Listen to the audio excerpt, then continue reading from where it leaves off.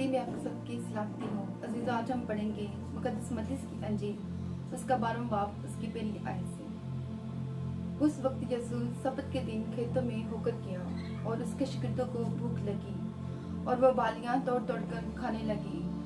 फरीसियों ने देखकर उससे कहा कि देख, तेरे शागिर्द वो काम करते हैं जो सब्त के दिन करना रवा नहीं। उसने उनसे कहा, क्या तुमने ये नहीं पढ़ा कि जब दाऊद और उसके साथी भूखे थे तो उसने क्या किया?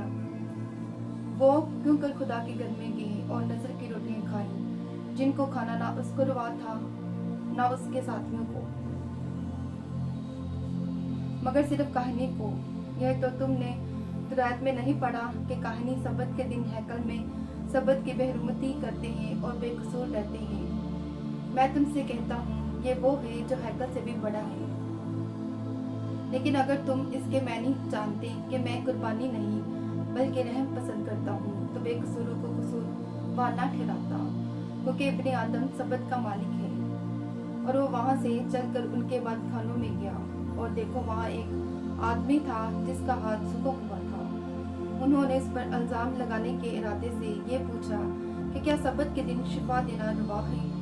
उसने उनसे कहा, तुम में ऐसा कौन है जिसकी एक ही भेड़ हो और वो सब्त के दिन गड्ढे में गिर जाए तो वो उसे पकड़कर ना निकाले? बस आदमी की कदर तो भेड़ से भी बहुत ज्यादा है, इसलिए सब्त के दिन नेकी करना रवा है। तब उसने उस आदमी से कहा कि अपना हाथ बढ़ा। उसने बढ़ाया और वो दूसरे हाथ की मालिक तंदुरुस्त हो गया। इस पर फरीसियों ने बाहर जाकर उसके बरखिलाफ मशवरा किया कि इसे किस तरह हलाक करें। यीशु ये मालूम कर वहाँ से रवाना हुआ और बहुत से लोग उसके पीछे हो लिए, और उसने सबको अच्छा कर दिया और उनको तकीद की कि मुझे जाहिर ना करना, ताकि जो ईसाया नबी की मार्फत कहा गया था वो पूरा हो के, देखो, ये मेरा खादम है जिसे मैंने चुना, मेरा प्यारा है जिससे मेरा दिल खुश है।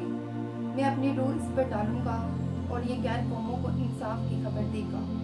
ये ना झगड़ा करेगा, ना शोर, और ना बाजारों में कोई इसकी आवाज सुनेगा। ये कुचले हुए सुरकंडे को ना तोड़ेगा और धुएं उड़ते हुए सुन को ना बुझाएगा, जब तक कि इंसाफ की फतह ना करे, और इसके नाम से गैर कौमें उम्मीद रखेंगी। उस वक्त लोग उसके पास एक अंधे गूंगे को लाए जिसमें बदबू थी। उसने उसे अच्छा कर दिया। चनाचा वो गूंगा बोलने और देखने लगा, और सारी भीड़ हैरान होकर कहने लगी कि ये इब्ने दाऊद है। फरीसियों ने सुनकर कहा, ये बदरुओं के सरदार बलजबूल के बंदर से बदरुओं को निकालता है।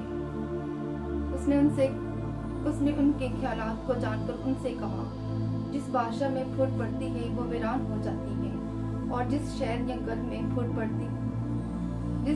या गांव में फूट पड़ेगी वो कायम न रहेगा।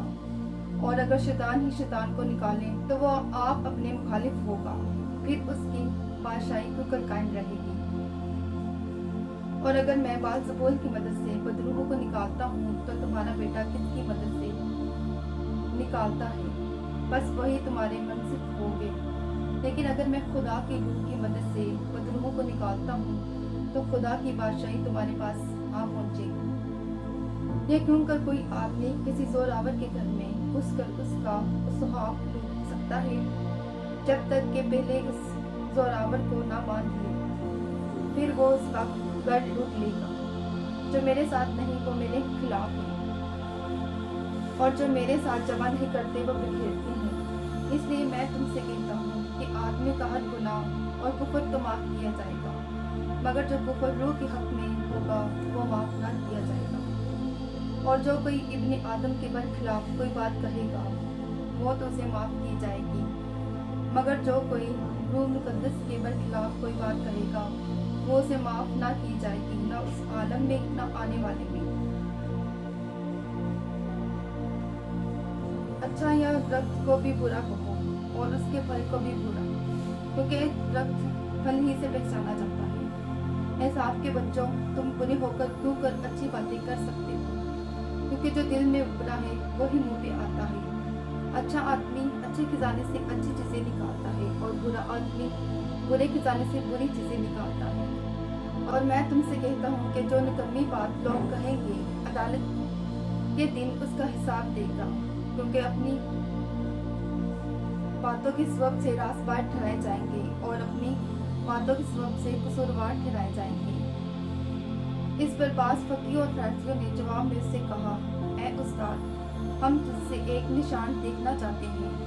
उसने जवाब देकर उनसे कहा, इस जमाने के बुरे और जनाकार लोग निशान तलब करते हैं, मगर यूना नबी के निशान के सिवा कोई और निशान उनको ना दिया जाएगा, क्योंकि जैसे यूना 3 रातें दिन मछली के पेट में रहा, वैसे ही इब्ने आदम 3 रातें दिन जमीन के अंदर रहेगा।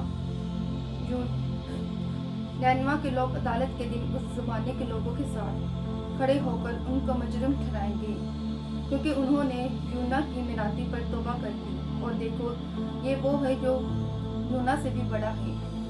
दक्कन की मलका अदालत के दिन इस जमाने के लोगों के साथ उठकर उनको मजरूम ठहराएगी, क्योंकि वो दुनिया के किनारे से सुलेमान की हिकमत सुनने को आई, और देखो जहाँ वो है जो सुलेमान से भी बड़ा है। जब नापाक रूह आदमी से निकलती है तो सूखे मकानों में आराम ढूंढती फिरती है और नहीं पाती, तब कहती है कि मैं अपने उसी घर में फिर जाऊंगी जिससे निकली थी, और आकर उसे खाली और उजड़ा हुआ और रास्ता पाती है। फिर जाकर और साथ उन्हें अपने साथ बुरे हमरा ले आती है, और वो दाखिल होकर वहाँ बसती है, और उस आदमी का पिछला हाल पहले से भी बदतर हो जाता है। इस जमाने के बुरे लोगों का हाल भी ऐसा ही होगा। जब वो भीड़ से ये कह रहा था, उसकी माँ और उसका भाई बाहर खड़ा था और उससे बात करना चाहता था। किसी ने उससे कहा, देख तेरी माँ और तेरा भाई बाहर खड़ा है और तुझसे बात करना चाहता है। उसने खबर देने वालों को जवाब में कहा, कौन है मेरी माँ और कौन है मेरा भाई, और अपने शागिर्दों की तरफ हाथ बढ़ाकर कहा, देख मेरी माँ और मेरा भाई ये है, क्योंकि जो कोई मेरे आसमानी बाप की मर्जी पर चले वही मेरा भाई और मेरी बहन और मेरी माँ है। खुदा का जिंदा कलाम पढ़ा और सुना जाना हम सबकी खास कर